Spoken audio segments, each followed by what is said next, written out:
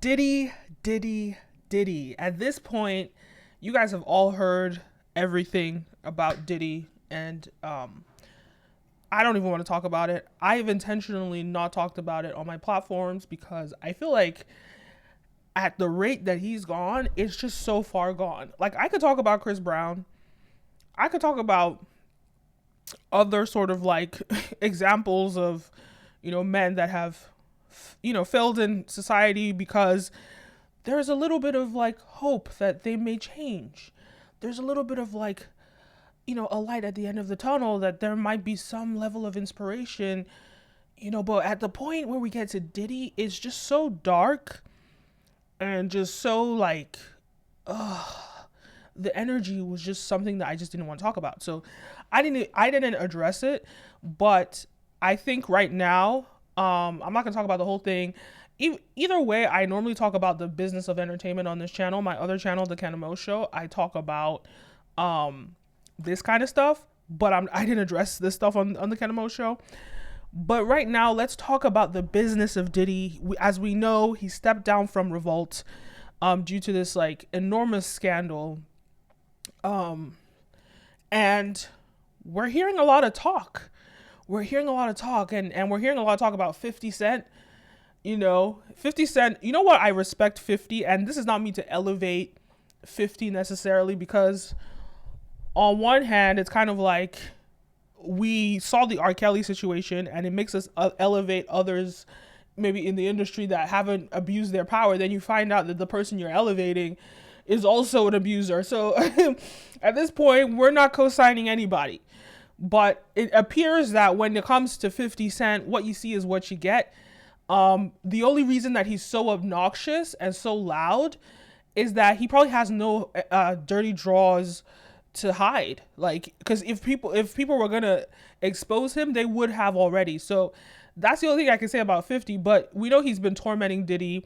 I won't even say tormenting. He's been exposing Diddy rightfully on his, and he's the only celebrity of his caliber that has actually been vocal disrespecting Diddy. Everybody else is quiet.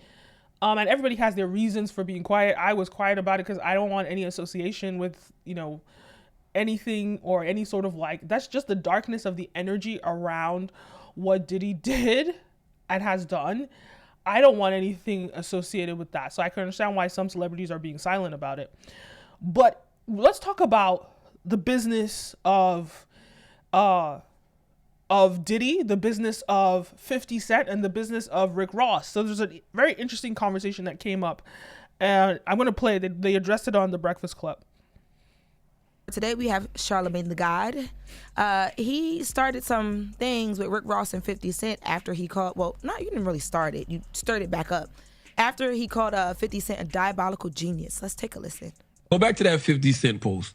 And I'm going to tell you why 50 is literally is a diabolical genius. First of all, you can read 48 Laws of Power and all of that stuff like that. You can read The Art of War by Sun Tzu, but it got to be in you. 50, he posts Diddy reportedly takes temporary leave as chairman of Revolt amid sexual assault lawsuits. 50 says, I'll buy that from you, Playboy, for the low, because you know Cadillac and AT&T going to pull out. Those are the sponsors, I presume? Yes. I'll give you a few dollars for it now. Sell it to me, then we can be friends. I'm serious. Call my phone. Why do y'all think that was a genius thing to post? He's basically telling Cadillac and AT&T to pull out? And telling people who the sponsors are. So if they want to harass Cadillac and AT&T, that'll happen. And once the money comes out, it's a wrap.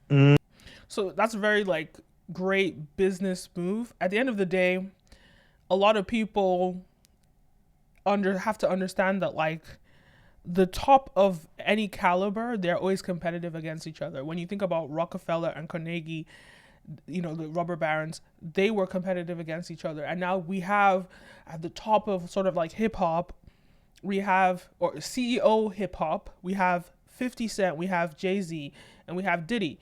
So it's clear that it's very likely they're going to be competitive, and it makes sense that 50 Cent would want to buy Revolt, because now that Diddy has stepped down from Revolt, because the brand that he's built, which is like really big, especially in the Black community, he's built this brand, and now he wants to, it's almost as though the only person that could really let the brand shine the way Diddy before, this, terrible, before we discovered these disgusting things that he did, the brand of Diddy, the only person that could step to that is literally Jay-Z or 50 Cent or maybe Tyler Perry and all these other people. But there are very few people of that caliber. So, but in terms of hip hop and the relationship to hip hop, it's really 50 Cent or Jay-Z.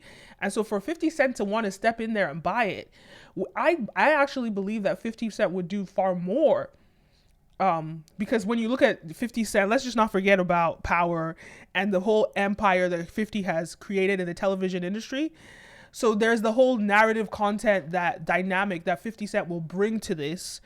He has thisis50.com, so he already has his own blog that, circulates this kind of information. And when you're in the business of television, you're dealing with more money. So I really do believe that if 50 Cent was to take over Revolt, it would be such a dynamic, huge brand. He's the only real person I can think of when it comes to content and when it comes to that, marriage of content and music and hip hop culture. He's the only person that can step in Diddy's shoes as a rapper brand. He's the only person that can really do that. So him buying it makes a lot of business sense. So that's one thing. So it makes sense he made that noise and to make the fans, tweet it, retweet it, etc. And that's also something that's going to be in the back of the minds of all the partners at Revolt, because you have to think about Revolt. A lot of Diddy's companies, he actually doesn't own like high percentage in equity. We're finding out all these deals that these rappers are doing, that they're screaming at the top of their lungs that they're billionaires. We are finding out now that they probably own like 10%, or they might just have a brand sponsorship. Jay-Z, no, what's his name?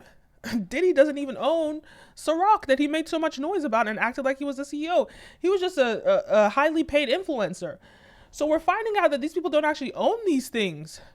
And in that regard, this means that they're going to be equity owners that will see what 50 Cent is trying to do is get the fan base to understand that, choose me, let me take over this. And the other equity owners will think, okay, we don't have Diddy, we need another brand that is as big as Diddy.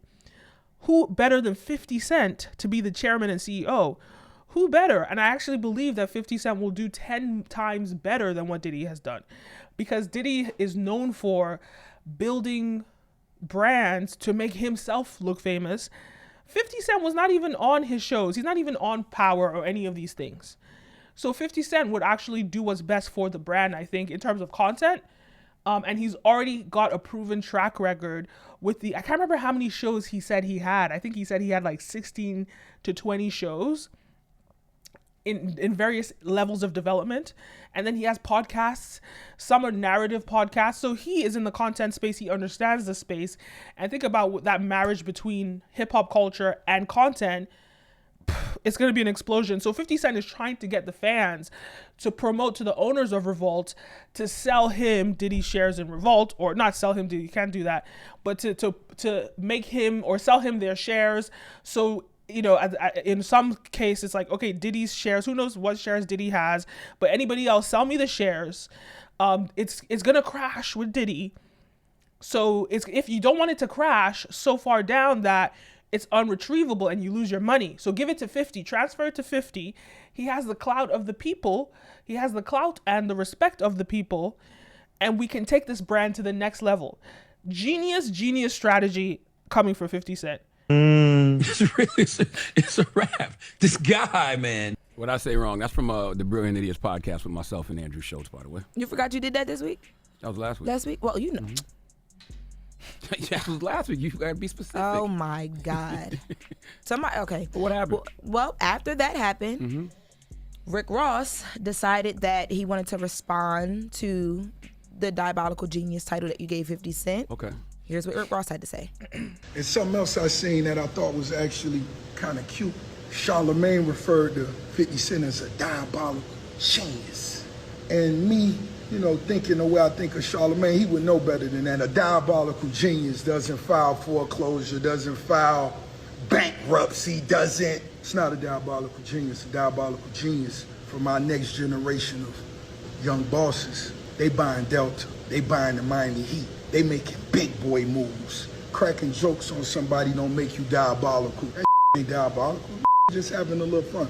Get to the money. Did money make you diabolical? That's what make you diabolical, Charlamagne. Charlamagne. Well, I stand by what I said. 50 Cent is absolutely a diabolical genius. If you look up the word diabolical and the definition of diabolical genius, then you know that is exactly what 50 Cent is. So that's what's funny, Rick Ross. like if you actually just look at the definition of diabolical, it is characteristic of the devil or evil. So he's an evil genius, is what he called him. So it's, Rick Ross doesn't know what he's talking about. That, like, I understand what Rick Ross might have thought it meant. Because you know how they sort of like sometimes glamorize negative words and turn that into like, oh, he's a boss, but he literally is an evil genius. 50 Cent. That is exactly the meaning of it. And so I just want to address what Rick Ross said, which I think is actually a little bit problematic. He says that, okay, 50 Cent making fun of people does not make him an evil genius, does not make him, that. Or 50 Cent buying Revolt, trying to buy Revolt doesn't make him an evil genius. And the real flex is buying all these white-run publications.